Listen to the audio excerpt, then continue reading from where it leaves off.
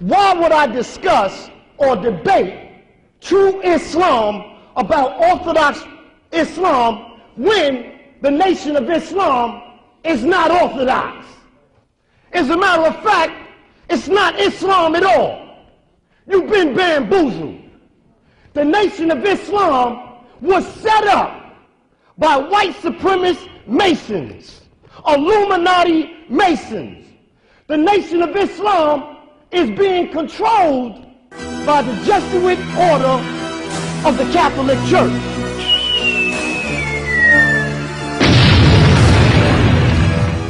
Oh, shit, damn. Did you hear that? Nah, this stuff is scary like a mother. Word. Natural Tahuti. Yes. The most profound secrets of the Nation of Islam exposed. God damn, man. Yo, man, for real. Are you serious, black man? This is what it is talking about?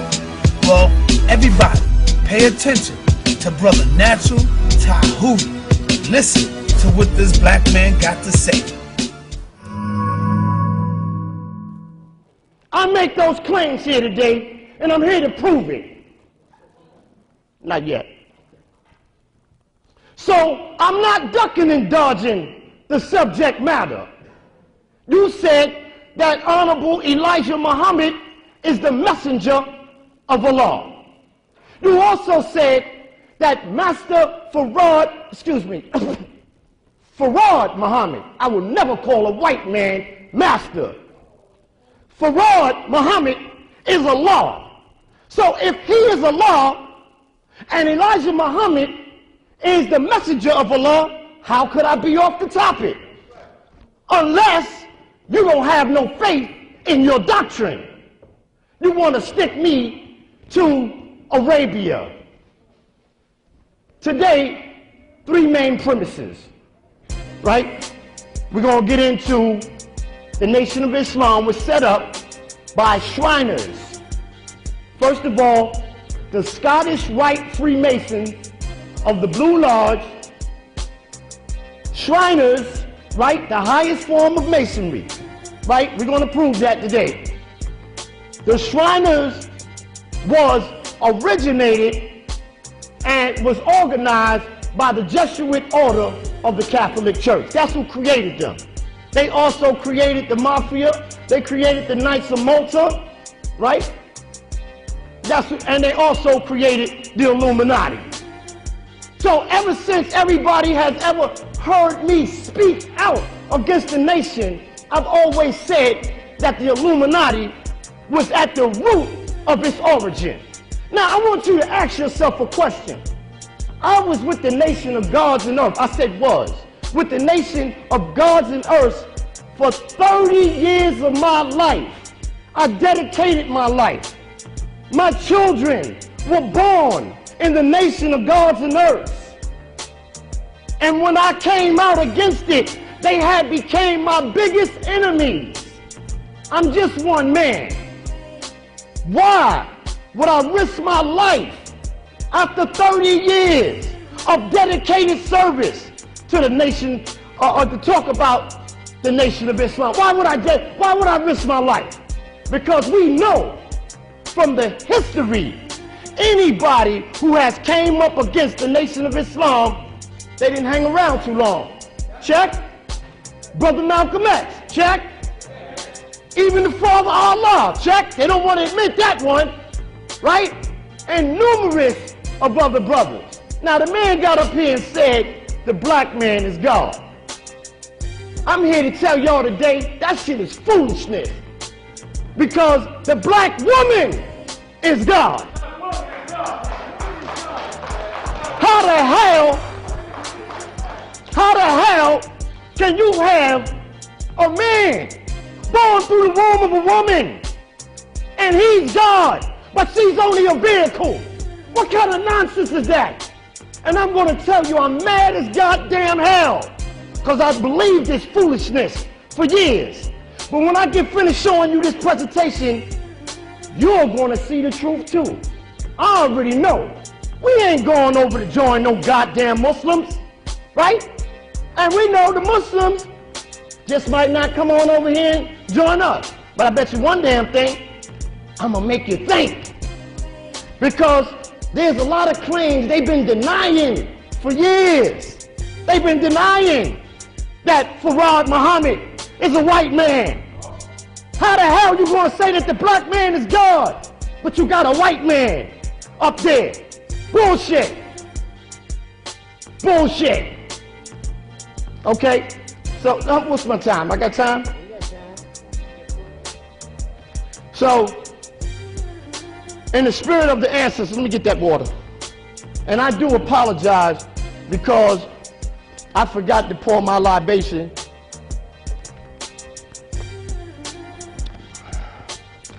And I do apologize to the elders. So if you will let me correct my error, do I have the permission of my elders to do this work? Thank you, my elders. So, again, that is my opening argument. From his role in the creation of Islam, no, the white Arab has a co-conspirator tonight. The white Arab has a representative tonight who are trying to sell you their lives.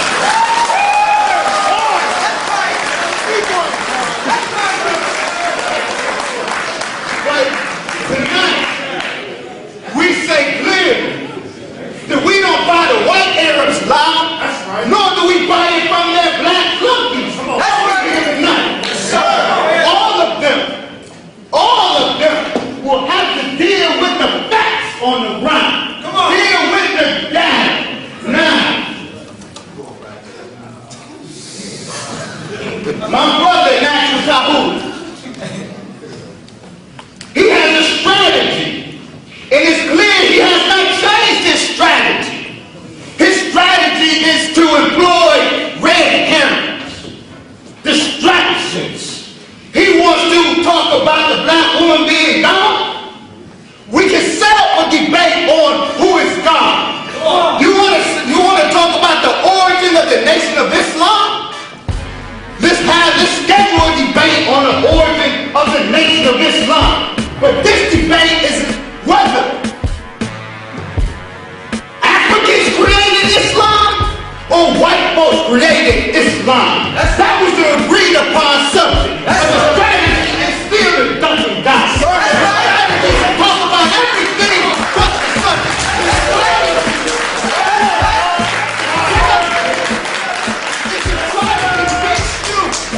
The strategy is to try to convince you that if he knows a little something about a little something, then you won't recognize he don't know anything about the subject of this debate tonight. So he will entertain tonight. He will appeal to your emotion. He will appeal to your suffering. But he won't bring any irrefutable data to support the claim that these white folks created Islam. If the Nation of Islam is a point of subject today, is your claim that Islam, there was no Islam prior to 1930? Who created that Islam before Farad Muhammad met Elijah Muhammad? That's the question. Who created Islam before 1930? There was Islam in the world before 1930. Who originated? Those black folks or those white folks? That's the question. And even though you're inviting me to dance with you all over this building, even though you want me to run around the world with you because that's your strategy, I won't play that game. Any debate you want to have, set it up. But tonight, we want to know, did black folks create Islam or did white folks create Islam?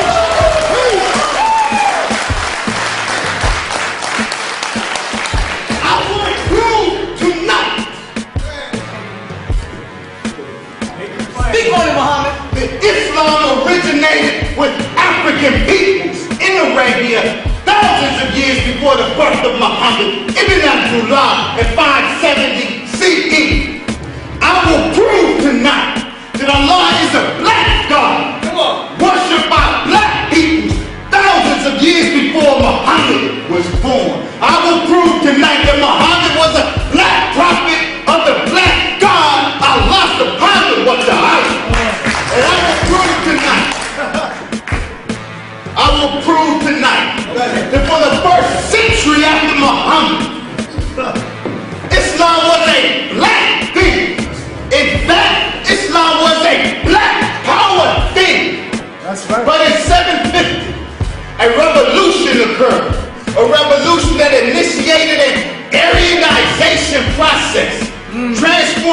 Islam from pro-black to anti-white.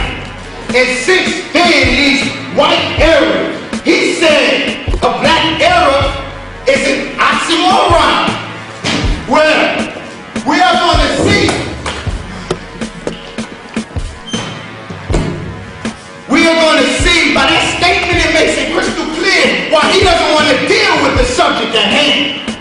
We're going to see is black error the oxymoron or is white error the oxymoron. I will prove that he is coming to sell you, the slave masters, history. He is trying to de-Africanize another aspect of our history. Yet claims intellectual descent from Joseph bin Jacobin, claims intellectual descent from John Henry Clark, claims intellectual descent from our great revolutionary scholars who took what we created from the white man who claimed it for himself. All right, I'm not even going to refute what he just said. It don't make no sense. Okay, let's stick to my premise. The white man is not God. You can clearly see that's a goddamn cracker. Now, something the Nation of Islam has been denying for so many years. I couldn't remember it all, so I need to get through this real quick. According to the FBI files, Wallace Farad Muhammad is identical to Wallace Douglas Ford, also known as Wallace Dodd, whose birth is recorded by the FBI February 25th, 1891, which would, in the year 1930, made him 39 years old. Take a look at that man. Look like a man about 40 years old, right? Of mixed European and Polynesian parentage. There is much uncertainty about his origins. It has been claimed that he was born in New Zealand or Portland, Oregon in the United States, of parents who came from Hawaii. All right? Honorable Elijah Muhammad's own son, Akbar Muhammad, said that he was of Turkish origin. Remember that, Turkish origin. Okay, a World War I draft registration card for Wally Dud Ford came, and from 1917, indicated he was living at that time in Los Angeles, unmarried, as a restaurant owner, and reported that he was born in Shika, Afghanistan on February 26, 1893. He was described as being of medium height and built, with brown eyes and black hair. As of 1920, he was still living in Los Angeles as 26 years old Wallace D. Ford, with his 25-year-old wife, Hazel. He provided his occupation as a proprietor of a restaurant and gave his place of birth as New Zealand. He provided no known place of birth for his parents, nor his date of immigration. In 1926, Ford was arrested and imprisoned for drug offenses, serving 3 years in San Quentin between 1926 and 1929. When he was released from prison, he disappeared from the public record until Wallace Farad was arrested in 1932. He was identified with Wallace Dud Ford on the basis of photographs and matching fingerprints. One thing y'all know, fingerprints don't lie. The Nation of Islam rejects this identification of Wallace Dud Ford with Wallace Farad Muhammad, interpreting it as a smear campaign. They also say that he was born in 1877, which would, at the time of this picture, made him 53 years old.